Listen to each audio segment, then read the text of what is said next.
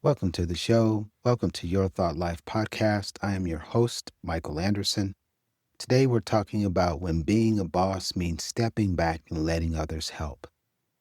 As a leader, an entrepreneur, and a thought leader in numerous spaces, and talking to those that have equal precedent in these specific lanes, we are all taught to carry the weight. We have been programmed to solve, to fix, and to lead from the front. But what if I told you that true leadership often means stepping back, coming out of the limelight, allowing the team to have that spot, that space to be able to shine, to be able to think through the situation and provide a collaborative plan of attack? What if that was the principal manner in which you govern yourself as a leader? What would that be like? How would that change your day-to-day operation? How would that change your outcome? The think tank that you would have, fueled by individuals who know far more than you do about the day-to-day operations anyhow, can you see how this would have a significant change? I'm certain that you can. I most certainly did when I had this awakening. So today we're exploring one of the most overlooked leadership skills, which is knowing when to step back and allow the team to take the lead role. You'll learn how this shift not only empowers your team, but multiplies your impact, your outcome, prevents burnout, and creates a culture of trust and ownership. Why do leaders struggle to let go is the principal question that we have to go after today to begin to make sense of this from an ego perspective. Leaders wear this doing it all as a badge of honor. Even when I was in the armed services for the 10 years that I served, this sort of analogy, wearing the badge of honor, was equated to control plus confidence. And this was the so-called recipe for success. But science and experience taught me a different story, a radically different story. Micromanage, even when well-intentioned, erodes morale. It slows down progress, and it leads to decision fatigue. According to a Gallup study, 70% of team engagement is tied directly to the manager. People leave organizations because of the manager. People remain in jobs that don't pay well because they have a good manager. So what's this all mean? It means how you lead shapes everything in the disposition of your team around the work that you are being sublet from whatever vertical you work in or oversee. When you hoard the decision-making process, this is a tough one, bear with me. You're not protecting your standards. You're limiting your team's growth.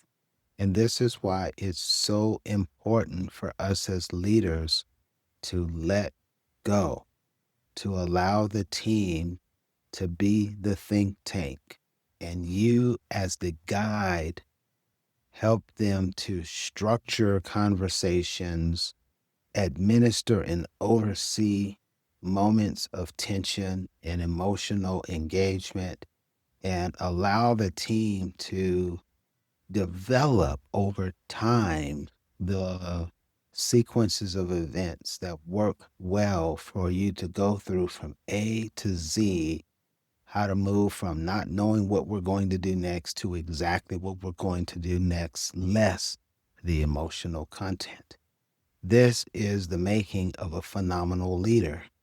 This is when being a boss means stepping back and letting others help the team. The power of strategic stepping back says this: letting others help doesn't mean abandoning your leadership. Doesn't mean that, family.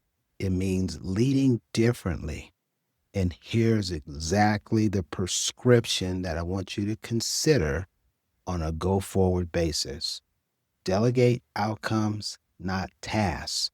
You ought to be able to inherently see the delta here between outcome and task.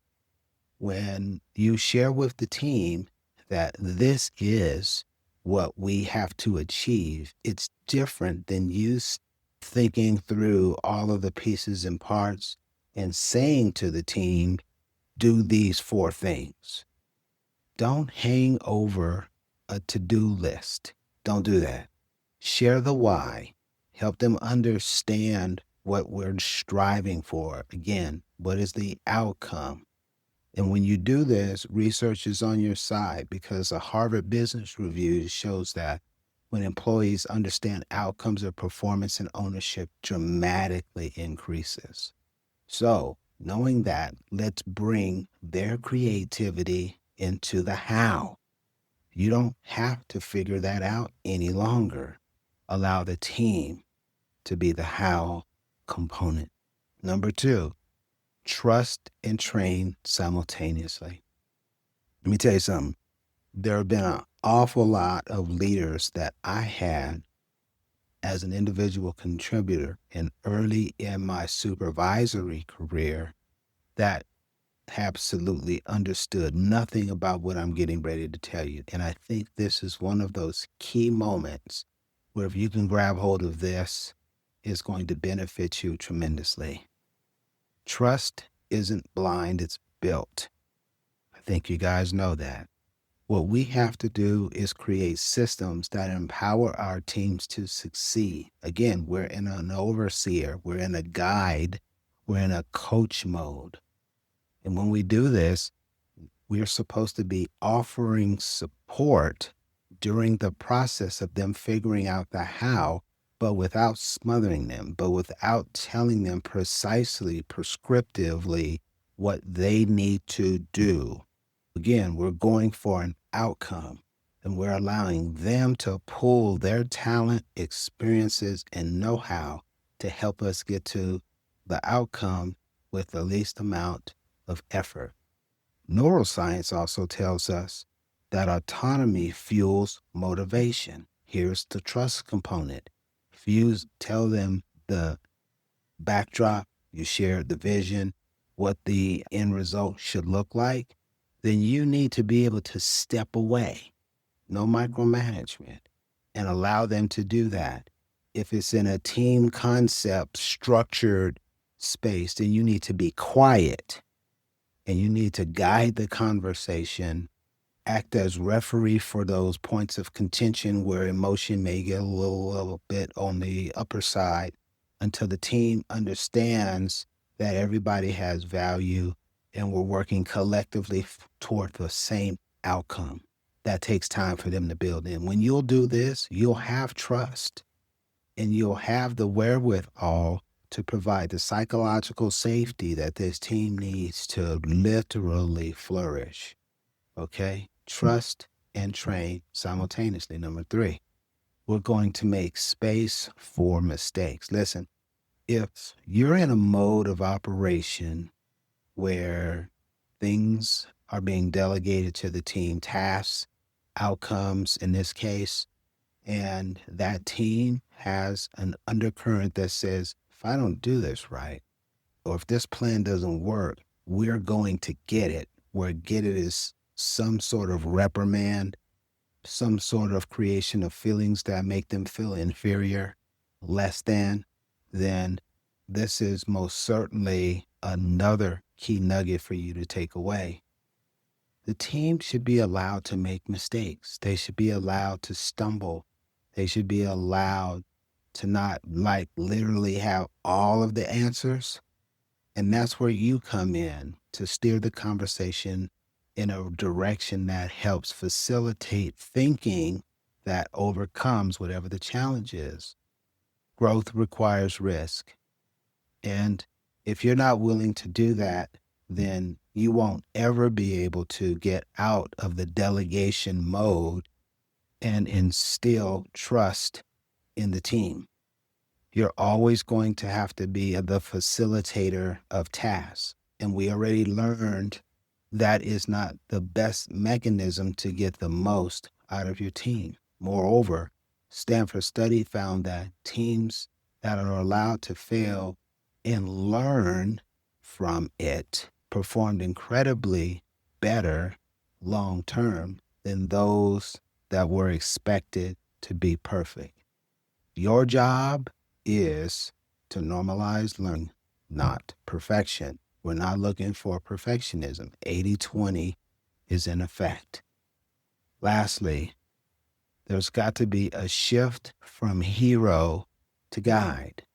Now, I understand having 22 plus years of managerial expertise under my belt, probably a little longer if I included my military time, but that's just as a civilian. I understand how cool it can feel, right? To step into the meeting and everybody's clapping because of some heroics that you alone are responsible for, or perhaps your team, and you led the effort. Yeah, it can be a good feeling of sort, but that should be you just stepping into an organization. You don't really understand the business dynamics, the business workflows. You don't really have an appreciation for your team's strengths and weaknesses. You're early stage, you're in your 30-60 mode. Yeah, it's cool for you to do that during that period. But if you're 90 days and beyond, this should not be you. You should have already moved into guide mode. The best leaders aren't the loudest voices in the room either, right? They're the ones who evaluate the situation, collect the facts, and then begin putting together a strategy to undo situations that frequently present themselves and to put the team in control of whatever it is your vertical is responsible for. That is the proper setup. That's how you shift from hero to guide. This is a mindset shift. This is what transformed good teams into great. And if you've ever read Good to Great, you'll find that this is one of those hallmark principles. So, what we endeavor to do today is share with you a couple of key nuggets backed by science, whereby when being a boss means stepping back and letting others help.